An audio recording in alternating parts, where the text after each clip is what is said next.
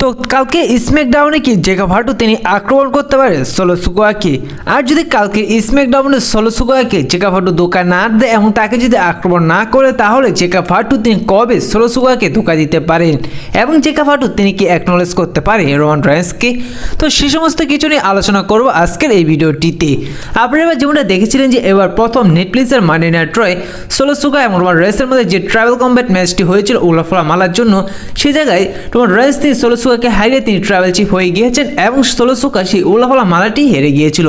পরবর্তী স্ম্যাকডাউনের জন্য অনেকটাই ধারণা করেছিল যে, এবং বলতে গেলে সবাই ধারণা করেছিল যে যেহেতু এবার সোলো সিকোয়া তিনি বর্তমানে ট্রাইবাল চিফ নন, যার কারণে এবার স্ম্যাকডাউনে হয়তো জেকা ভার্টু তিনি আক্রমণ করে দিতে পারে সোলো সিকোয়াকে। কিন্তু গত সপ্তাহে স্ম্যাকডাউনে সোলো সিকোয়াকে দেখা যায়নি, যার কারণে এই বিষয়টাও দেখা যায়নি।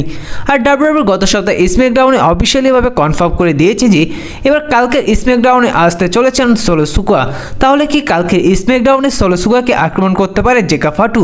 দেখুন, যতটা মনে হয় যে কালকে স্ম্যাকডাউনে যেহেতু সোলো সিকোয়া আসতে চলেছে এবং কালকে স্ম্যাকডাউনে সোলো সিকোয়া আসার পর সে জায়গায় ফল এভেন্টকেও দেখা যেতে পারে।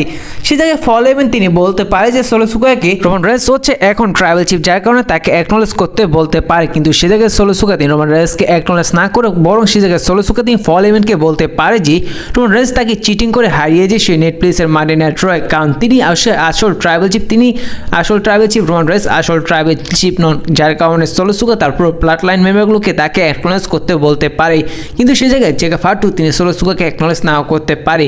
কিন্তু সেই সময় হয়তো সোলো সিকোয়া তিনি জোরাজুরি করতে পারে জেকা ভার্টুকে এবং ঠিক সেই সময় হয়তো জেকা ভার্টু তিনি ধোকা দিয়ে দিতে পারেন সোলো সিকোয়াকে এবং তিনি আক্রমণ করতে পারে সোলো সিকোয়াকে। দেখুন, এই বিষয় নিয়ে তেমন কোনো রেসলিং সোসাইটির পক্ষ থেকে রিপোর্ট পাওয়া যায়নি যে কালকে স্ম্যাকডাউনে জেকা ভার্টু তিনি সোলো সিকোয়াকে আক্রমণ করতে পারে।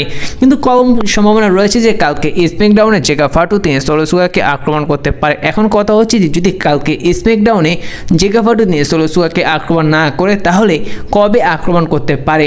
দেখুন, কালকে স্ম্যাকডাউনে যদি আসলে জেকা ভার্টু তিনি সোলো সিকোয়াকে আক্রমণ করে, তাহলে তো একটা অসাধারণ বিষয় দেখা যাবে। আর যদি না আক্রমণ করে, তাহলে আপনার 200% কনফার্ম ধরে নিতে পারেন যে এবার রেসলম্যানিয়া 41-এর পরেই জেকা ভার্টু তিনি আক্রমণ করবে সোলো সিকোয়াকে। কেন বললাম রেসলম্যানিয়া 41-এর পর জেকা ভার্টু তিনি সোলো সিকোয়াকে ধোকা দিতে পারে? দেখুন, আপনারা রোমান রেন্সের ব্লাডলাইনের ক্ষেত্রে যেমনটা দেখেছিলেন যে যখন সর্বপ্রথম যে জিম উসো তারা রোমান রেন্সকে ধোকা দিয়েছিল, তারা কিন্তু রেসলম্যানিয়া পরে রোমান রেন্সকে ধোকা দিয়েছে। আর এইবার সোলো সিকোয়া তিনি কখন রোমান রেন্সকে ধোকা দিয়েছে? রেসলম্যানিয়া পরেই ধোকা দিয়েছে, যার কারণে এবারও সোলো সিকোয়াকে ধোকা দিতে পারে জেকা ভার্টু রেসলম্যানিয়া 41-এর পরেই। দেখুন, এর আরও একটি কারণ হচ্ছে যে এবার ডাব্লিউডাব্লিউ খুব শীঘ্রই টাঙ্গালোয়াকে ফিরিয়ে আনতে চাইছে এবং এই ব্লাডলাইনের মধ্যে একটি ট্যাগ টিম ম্যাচ করতে চাইছে, যার কারণে এর থেকে অনুমান করা যায় যে এত তাড়াতাড়ি ডাব্লিউডাব্লিউ এই সোলো সিকোয়া ব্লাডলাইন মেম্বারগুলির মধ্যে ভাঙন দেখাবে না, জেকা ভার্টু এত তাড়াতাড়ি সোলো সিকোয়াকে ডিস্ট্রয় করবে না।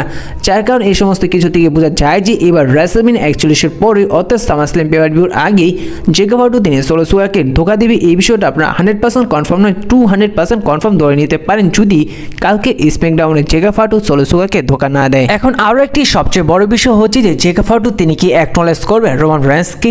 দেখুন, যখন সোলো সিকোয়ার কাছে উলাফলা মালা ছিল সে সময় কিন্তু জেকা ভার্টু তিনি অ্যাকনলেজ করেছিল সোলো সিকোয়াকে এবং সোলো সিকোয়া তিনি জেকা ভার্টু এবং তার পুরো ব্লাড লাইনকে এও বলেছিল যে এই উলাফলা মালা যদি রোমান রেন্সের কাছে চলে যায়, তাহলে সবাইকে এবং তাদেরকেও অ্যাকনলেজ করতে হবে রোমান রেন্সকে।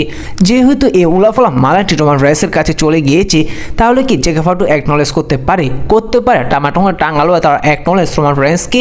দেখুন, এই বিষয়ে আমার যতটুকু মনে হয় যে বর্তমানে জেকা ভার্টু তিনি কাউকে অ্যাকনলেজ করবে না অ্যাকনলেজ করবে রোমান রেন্সকে, না অ্যাকনলেজ করবে সোলো সিকোয়াকে, কারণ জেকা ভার্টু খুব শীঘ্রই তার সাম্রাজ্য তৈরি করতে চলেছে এবং জেকা ভার্টুকে খুব শীঘ্রই এবার ডাব্লিউডাব্লিউ স্ট্রং দেখাবে এবং তাকে আরও ভালো বুকিং দিবে। আর এর থেকে বোঝা যায় যে এখন তো কেন হিকুলিওকে এবং আরও বড় বড় যে সামার ফ্যামিলি ব্লাড লাইন মেম্বার ডাব্লিউডাব্লিউর সাথে কন্ট্যাক্ট সাইন করেছে তারা এখন তো আসছে না কেন? আর যতটুকু মনে হয় যে যখন জেকা ভার্টু তার সাম্রাজ্য নতুন করে তৈরি করবে তার নতুন সাম্রাজ্য, ঠিক সেই সময় দেখা যেতে পারে হিকুলিওকে জেকা ভার্টুর সাথে।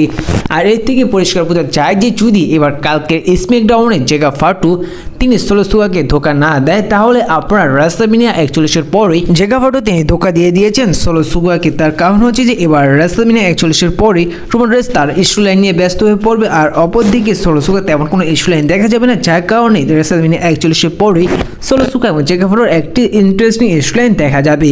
আর এরই কারণে এবার জেকা ফাটু তিনি অ্যাকনোলেজ করবে না রোমান রেইন্সকে, অ্যাকনোলেজ করবে না সোলো সুগাকে। তো এই বিষয়ে আপনাদের কি মনে হয়, কালকের স্ম্যাকডাউনে কি সোলো সুগাকে ধোকা দিতে পারে জেকা ফাটু, এমনকি দেখা যেতে পারে রোমান রেইন্সকে অ্যাকনোলেজ না করতে?